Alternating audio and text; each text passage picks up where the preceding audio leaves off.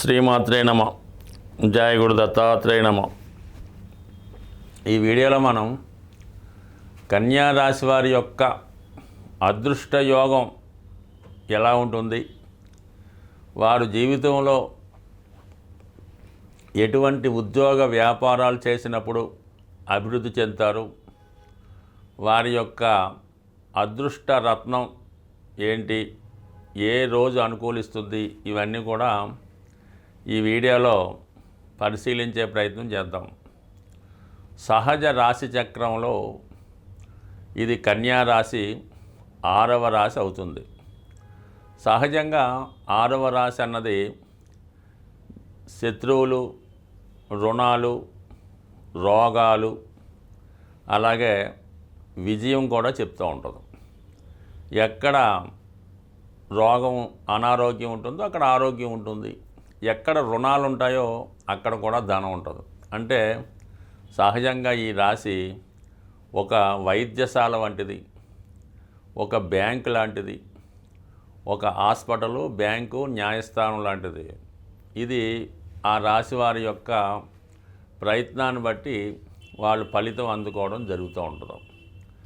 ఇది ఎక్కువగా ఈ రాశికి బుధుడు అధిపతి అవుతుంటాడు. బుధుడే వ్యాపారకారకుడు. ఏదైనా విషయాన్ని తెలుసుకొని దాన్ని అమలు చేసే గ్రహం బుధగ్రహం. ఏ గ్రహంతో కలిస్తే ఆ గ్రహ ఫలితాలు ఇవ్వడం జరుగుతూ ఉంటుంది. ఒక విధంగా ఇది నపుంసక గ్రహం, బట్ కానీ మోస్ట్ జ్ఞానమైనది. ఇది ఒక విధంగా చంద్రుని యొక్క ప్రొడక్ట్ అన్నమాట. చంద్రునికి తారకి జన్మించిన వాడు బుధుడు. దాని తర్వాత ఈ బుధుడిని జూపిటర్ అంటే బృహస్పతి కుమారుడుగా యాక్సెప్ట్ చేయవలసి వచ్చింది. మొత్తం మీద దేవతలకు ఇలాంటివన్నీ లేవు కాబట్టి ఈ విధంగా గురువు అంతా మేధావితనం ఉంటుంది, చంద్రుడు అంతా కన్నింగు ఉంటుంది, సుఖపడ్డం ఉంటుంది, అలాగే మరి ఒక హీలింగ్ లాంటిది ఉంటుంది, ఒక డౌట్ఫుల్ నేచరు ఉంటుంది. ఈ విధంగా అటు చంద్రుని యొక్క లక్షణాలు, ఇటు గురువు యొక్క జ్ఞానాన్ని పొంది ఒక ప్రొడక్ట్గా ఈ బుధుడు రావడం జరుగుతుంది. కాబట్టి అందుకని ఈ బుధుడు చాలా మేధావి. మరి కన్యా రాశి వారు కూడా ఎక్కువగా సబార్డినేట్ స్థాయి ఉద్యోగాల్లో రాణించగలుగుతూ ఉంటారు. ఇది 6వ రాశి కాబట్టి సర్వీస్ ఓరియంటెడ్. అందువల్ల వీళ్ళు ఖచ్చితంగా ఉద్యోగమే చేయాలి, సర్వీసే చేయాలి, ఏదన్నా ఒక స్థాయిలో సర్వీస్ లాంటి వ్యాపారం చేసుకోవాలి.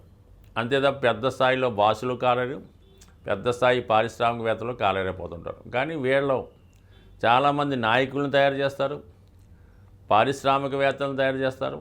అంటే కోచింగ్ సెంటర్ లాగా ఐఏఎస్ అధికారులను తయారు చేస్తారు, మంచి పారిశ్రామికవేత్తల్ని తయారు చేస్తుంటారు. సో ఈ కన్యా రాశిలో బుధుడు ఉచ్చులో ఉండడం వల్ల అటువంటి తెలివితేటలు, ఈ చార్టెడ్ అకౌంట్స్ అవనవండి, లాయర్స్ అవనవండి, మంచి గొప్ప డాక్టర్లు కూడా ఈ రాశిలో జన్మిస్తూ ఉంటారు.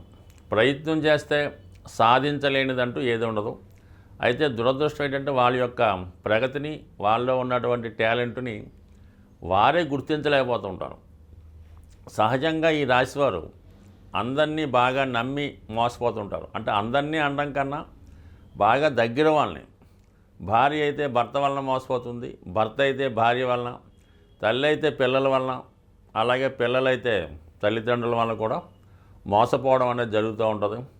వీళ్ళ జీవితంలో ఎవరి మీద అయితే ఆశలు పెట్టుకొని వాళ్ళ కొరకే జీవిస్తూ వాళ్ళు చూస్తారని ఉంటారో వాళ్ళే చివరి జీవితంలో వీళ్ళకి హ్యాండ్ ఇచ్చి వీళ్ళని ఏకాకిగా చేసి మిగిలిపోవడం జరుగుతుంది. అది ఏ విధంగా అన్నా అవ్వచ్చు. కానీ మొత్తం మీద వీళ్ళు నమ్ముకున్న వాళ్ళు వీళ్ళకి అన్యాయం చేస్తారు, బాగా నమ్ముకున్న వాళ్ళు దూరం అవుతుంటారు. అలాగే ఎవరికన్నా అప్పు ఇచ్చి ఆ వడ్డీ మీద బతుకుదాం అనుకున్న వాళ్ళకి ఆ అప్పు వాడు ఎగ్గొడుతూ ఉంటాడు. ఎవరికన్నా ఒక స్థిరాస్తి అద్దెకిచ్చి ఆ అద్దె మీద బతుకుదాం అనుకున్న వాళ్ళకి కంపల్సరీగా వారు అద్దె ఇవ్వకుండా అసలు ఆస్తే పోగొట్టుకుపోయే విధంగా వాడు ఇబ్బంది పెడతా ఉంటాడు.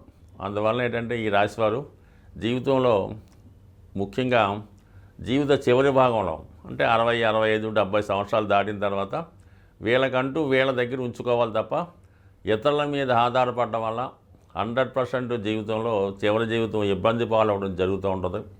సో ఏదైనా వీళ్ళ జాగ్రత్తలో వీళ్ళు ఉండడం మంచిది. బట్ కానీ అతి నమ్మకం వీళ్ళని మోసం చేస్తూ ఉంటుంది.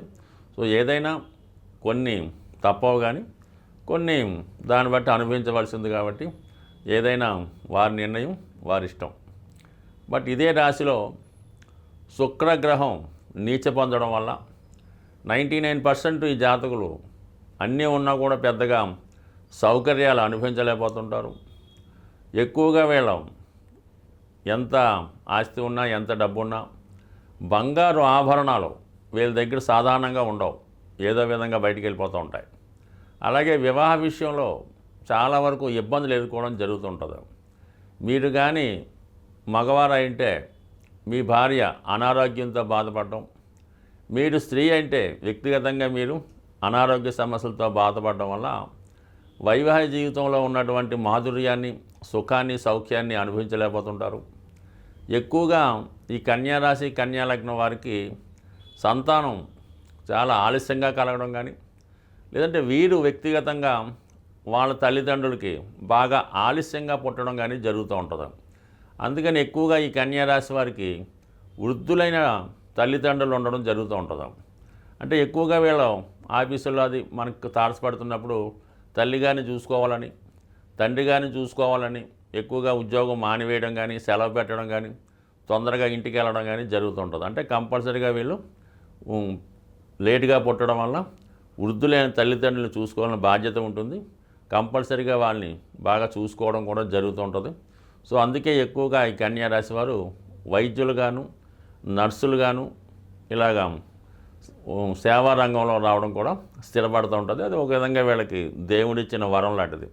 అంటే వీళ్ళు ఎవరికన్నా సేవ చేసినప్పుడు వాళ్ళు తొందరగా కోలుకోవడం జరుగుతూ ఉంటుంది. బట్ ఏదైనా ఇది వాళ్ళ యొక్క తల్లిదండ్రులకు సేవ చేయడం అన్నది పూర్వజన్మ సుకృతంగా మనం భావించవచ్చు.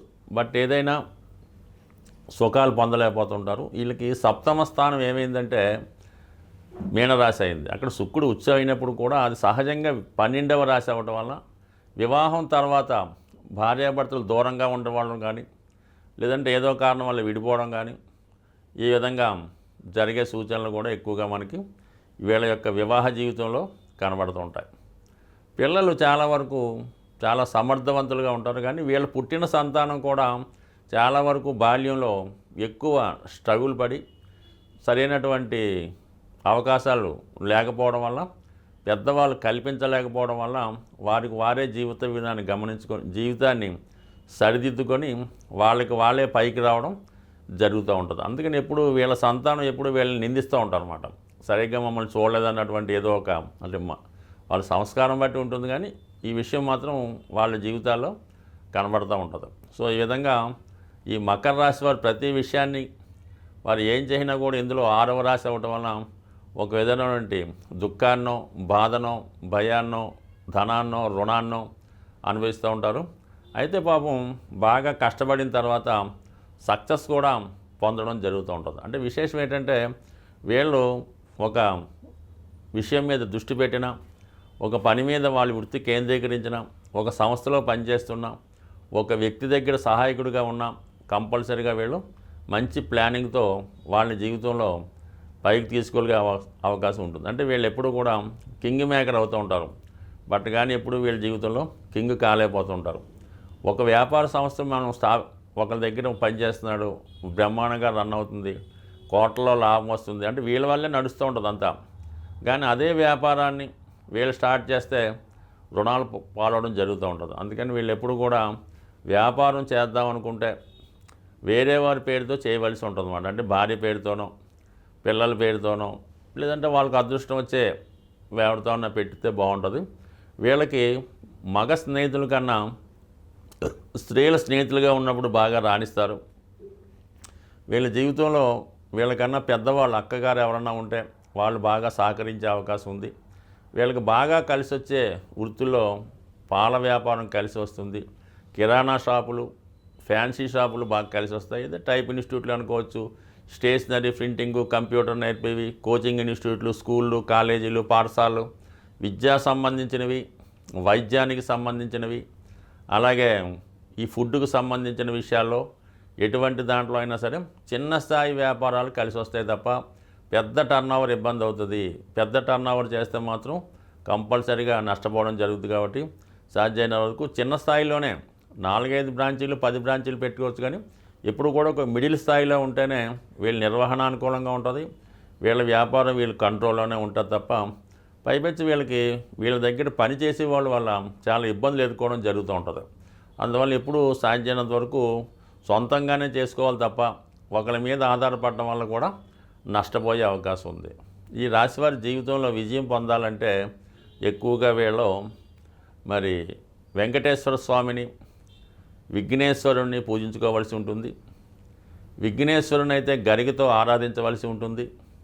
వెంకటేశ్వర స్వామి తులసి దళాలతో అర్పించడం, బుధవారం రోజు నియమంగా ఉండడం, ఎక్కువగా వీళ్ళ పక్షుల్ని ఫీడింగ్ ఇస్తూ ఉండాలన్నమాట. అంటే వాళ్ళని బంధించి పెంచడం కాదు, ఎక్కువగా బయట తిరుగుతున్నటువంటి చిలకల్ని, పావురాల్ని, కాకుల్ని ఇటువంటి వాటిని పెంచాలి. అలాగే కుక్కలకి, పిల్లులకి కూడా ఫీడింగ్ ఇస్తూ ఉంటే జీవితంలో వీళ్ళు గత జన్మలో చేసినటువంటి చెడు పనులు అనుకోవచ్చు, పాప కార్యక్రమాలు వచ్చి గత జన్మ ద్వారా వచ్చే కష్టాలని ఈ జన్మలో ఈ విధంగా మరి జంతువుల్ని పోషించడం వల్ల, అన్నిటికన్నా మెయిన్ ఏంటంటే గోవుని పెంచడం వల్ల గత జన్మలో చేసిన ఇబ్బందుల నుంచి తొలగి ఈ జన్మ ఫలితాన్ని అనుభవించే విధంగా హ్యాపీగా ఉండే అవకాశం ఉంది. స్వస్తి.